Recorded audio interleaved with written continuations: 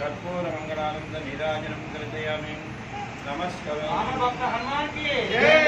रामभक्त हनुमान की जय। रामभक्त हनुमान की जय। जय श्री राम। जय श्री राम। जय श्री राम। जय श्री राम। जय श्री राम। जय श्री राम। सगल कार्यपरस्थितेषु विजयोऽस्तु। नूतन कार्यक्रमे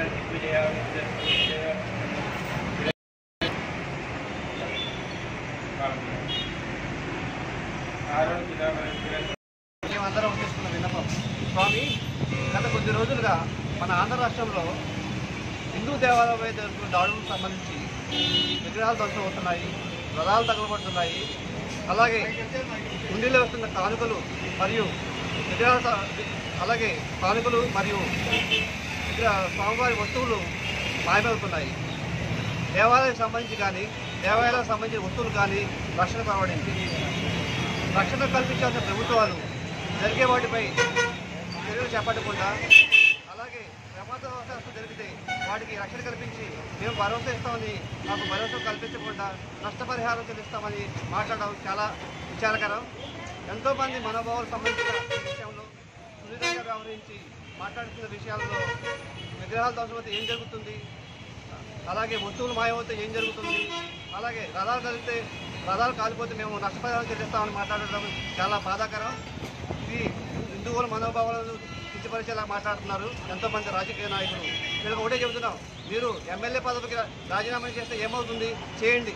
అలాగే మీరు దేవాలయ శాఖకు సంబంధించిన వెల్లంపల్లి శ్రీనివాస్ గారిని కూడా మేము అడుగుతున్నాము, మీరు ఒక కమిటీ వేసి ఇటువంటి చర్యలు ఎందుకు జరుగుతున్నాయి, ఎవరు చేస్తున్నారు, ఉద్దేశపూర్వకంగా జరుగుతున్నాయా లేకపోతే ప్రమాదవశాత్తు జరుగుతున్నాయా అనేది మీరు విచారణ చేపట్టి వీటిపై ఒక కమిటీ వేసి, హైకోర్టు రిటైర్డ్ జడ్జిలతో ఒక కమిటీ వేసి విచారణ చేపట్టి మాకు న్యాయం చేయాలని మేము కోరుతున్నాము. అలాగే ఈ క్లిష్ట సమయంలో ధర్మ పరిరక్షణకై పోరాడుతున్న మాకు శక్తిని ప్రసాదించాలని, అలాగే ఇటువంటి వ్యాఖ్యలు చేసిన వారికి మంచి బుద్ధిని ప్రసాదించాలని మేము వేడుకుంటున్నాము. అంతేకాకుండా ఇటువంటి కార్యక్రమాలు చేస్తున్న వారిని ఉద్దేశపూర్వకంగా చేస్తే వారికి శిక్షించాలని మా అభయాంజనేయ స్వామి వారిని మేము వేడుకుంటున్నాము.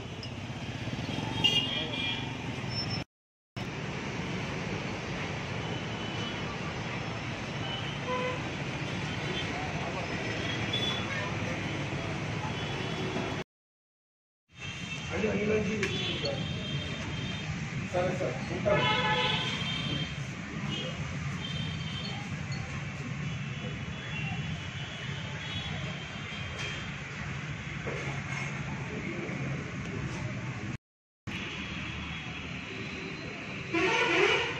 పేపర్ ఇవ్వడం వల్ల ఉపయోగం లేదని నా అభిప్రాయం. నేను మన అభిప్రాయం చెప్పాలి కదా. ఎందుకంటే మొన్న డిఎస్పీ గారు అందరూ కలిసి అంటే ఇప్పుడు ఏమన్నా సహజంగా చిన్న ఉదాహరణ చెప్పుకున్నాం. చిన్న ఉదాహరణ, మనం ఒక ఫ్యామిలీ అందరం కలిసి వెళ్ళాం, మన పక్కన ఆడవాళ్ళు వస్తారు, పక్క వాళ్ళు ఎవరైనా చిన్న మాట మాట్లాడతారు, అంటే ఎంత కోపం వస్తుంది, జుట్టు పట్టుకుని రోడ్డు మీద 4 పీకుతామే. ఏమవుతుంది ఇంకోళ్ళకి, అమ్మో వాళ్ళ జోలికి వెళ్తే మళ్ళీ ప్రమాదం రా, మన ఒళ్ళు దగ్గర పెట్టుకుని ఉండాలరా అని చెప్పే విషయం తెలుస్తుందిగా.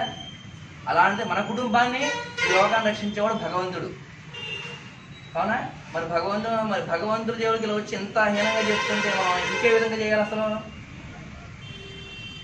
ఇది అన్నమాట. చేస్తే అబ్బో ఇలా హైందవ సాంప్రదాయంకి వెళ్తే మనం ఇన్ని ఇబ్బందులు పడుతాం కదా అనే భయం చేసేవాళ్ళు కలగాలన్నమాట. అది వెంటనే చూపించాలి. చూపించగలిగితే ఇంకోసారి భయపడతారు ఎవరైనా సరే. ఆడపిల్లకి అన్యాయం జరిగిందంటే చట్టం తీసుకొచ్చారు 10 మంది కాదు, దానిలో 5 భయపడ్డారుగా, కొంచెం వ్యవహారం తగ్గింది కదా. అలాగే ఈ హైందవ సాంప్రదాయంలో కూడా ఒకటి జరిగిన వెంటనే అలా జరుగుతూనే ఉన్నాయి, నెల రోజుల నుంచి ఆపకుండా జరుగుతూనే ఉన్నాయి విషయాలు. కానీ దీనికోసం మనం ఇలా ప్రాపదించుకుంటూ జరిగిపోతున్నాయి. దీని సరైనటువంటి స్పందన అనేది రావట్లే. అసలు వాళ్ళ భయం అనేది లేదు అసలు ఎవరికి. ఆ విషయం దగ్గర ఎందుకనో నేను మనస్తాపంగా ఉన్నా. ఆ రోజు కూడా మాట్లాడాలనుకున్నా, 1 గంట అయిపోయింది, ఎవరు కాలేదు, మాట్లాడేసరి అయిపోయింది. సరైనటువంటి ఆలోచన మాత్రం చెప్పట్లే. సీసీ మీరు వాళ్ళు ఏంటంటే దేవాలయాల్లో మీరు సీసీ కెమెరాలు పెట్టుకోండి, దానికి రక్షణ ఉంటుంది, దానివల్ల గొడవ జరగవు అని చెప్పి అన్నారు. సాగరనామదేశ్య ధర్మపత్ని సహకుటుంబస్య యజమానస్య మారుగోత్రోద్భవస్య జనార్దనో ధర్మపత్ని సహకుటుంబస్య మలయాళ దుర్గారో ధర్మపత్ని సహకుటుంబస్య దర్పణగోత్రోద్భవస్య నాగసురేష్ ధర్మపత్ని సహకుటుంబస్య పైడిపాల గోత్రోద్భవస్య నరేంద్ర కుమార్ నామదేశ ధర్మపత్ని సహకుటుంబస్య పురుగోల్ గోత్రోద్భవస్య రాజేష్ నామదేశ ధర్మపత్ని సహకుటుంబస్య నాగుల్ గోత్రోద్భవస్య సోమశేఖర నామదేశ ధర్మపత్ని సహకుటుంబస్య చెట్ల గోత్రోద్భవస్య పవన్ కుమార్ ధర్మపత్ని సహకుటుంబస్య మీ పేరు చెప్పండి పర్లేదు యజమానస్య పులిగోల్ గోత్రోద్భవస్య యశ్వంత్ నామదేశ సహకుటుంబస్య క్షేమస్థైర్యధైర్యవ్యాయుహారోగ్య ఐశ్వర్యాభివృద్ధ్యర్థం అస్మిన్ గ్రామే అస్మిన్ రాష్ట్రే అస్మిన్ దేశే సర్వ సుభీక్షార్థం ధర్మ సంరక్షణ పరిహారార్థం శ్రీమన్నారాయణ పరిపూర్ణ అనుగ్రహ సిద్ధ్యర్థ్య దివ్య పాదారవిందయో అర్చనం కరిష్యే. ఓం నమో నారాయణాయ శ్రీ వెంకటేశాయ నమో నమః. ఓం శ్రీ వెంకటేశాయ నమః. ఓం లక్ష్మీపతయే నమః. ఓం అనామయాయ నమః. ఓం అమృతాంతరే నమః. ఓం విద్యాయ నమః. ఓం శాస్త్రే నమః. సభయ నమః. ఓం కేశాంతరే నమః. ఓం దేవాయ నమః. ఓం కేశవాయ నమః.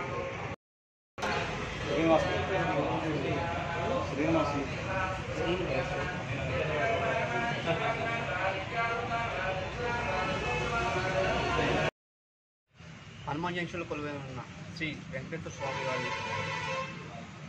పాదములకు, అలాగే శ్రీ అభయాంజనేయ స్వామి వారి పాదములకు నమస్కరించి చేసుకున్న మేము స్వామి గత కొద్ది రోజులుగా మన ఆంధ్ర రాష్ట్రంలో దేవాలయాలకు సంబంధించి విగ్రహాలు ధ్వంసమవుతున్నాయి, రథాలు తగలబడుతున్నాయి, అలాగే కానుకలు మరియు దేవాలయాలకు సంబంధించిన వస్తువులు దొంగిలింపబడుతున్నాయి. దేవాలయాలకు మరియు వాటికి సంబంధించిన ఆస్తులకు రక్షణ కొరవడింది.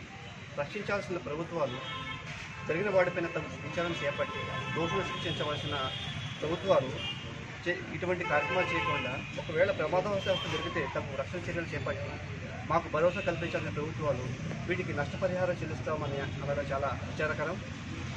ఎంతోమంది ప్రజల విశ్వాసాలకు సంబంధించిన విషయంలో సున్నితంగా వ్యవహరించి బాధ్యతగా మాట్లాడుతున్న కొంతమంది పెద్దలు విగ్రహాలు ధ్వంసమైతే దేవుడికి ఏం జరుగుతుంది, అలాగే వస్తువులు దొంగిలింపబడితే నష్టం ఏమిటి, అలాగే రథాలు తగలబడితే నష్టపరిహారం ఇస్తామనడం చాలా బాధాకరం. ఇవి హిందువుల విశ్వాసాలను అగ్రపరిచి హిందువుల మనోభావాలను దెబ్బతీసేలా ఉన్నాయి. మేము ఈ రాజకీయ నాయకులు పెద్దలందరినీ వేడుకునేది ఎప్పటి మీరు కించపరిచే విధంగా మాట్లాడకుండా మీరు ఒక రాష్ట్రానికి అధికారులు, మీరు ఇటువంటి జరుగుతుంటే ఒక విచారణ కమిటీ వేసి ఇటువంటివి ఎందుకు జరుగుతున్నాయి, ఇవి గత 4 రోజులుగా ఎక్కడ ప్రతి రాష్ట్రంలో ప్రతి చోట జరుగుతున్నాయి, ఇవి ఎందుకు జరుగుతున్నాయి, వీటికి సంబంధించిన ఏమిటి అని ఒక విచారణ కమిటీ వేసి మాకు న్యాయం చేయాలని, మీరు ఇలా కించపరిచే విధంగా హిందువులను మాట్లాడకుండా మాకు రక్షణ కల్పించాలని, హిందూ దేవాలకు రక్షణ కల్పించాలని మేము కోరుతున్నాము. ఈ క్లిష్ట సమయంలో ధర్మ పరిరక్షణకై పోరాడే శక్తి మాకు భగవంతుడు ప్రసాదించాలని, ఇటువంటి అనుచిత వ్యాఖ్యలు చేసిన వారికి మంచి బుద్ధి ప్రసాదించాలని మేము కోరుతున్నాము. అలాగే ఒకవేళ ఎవరైనా స్వార్థం కోసం వారి ఉద్దేశపూర్వక ఇటువంటి చర్యలు చేపడితే వారికి శిక్షించాలని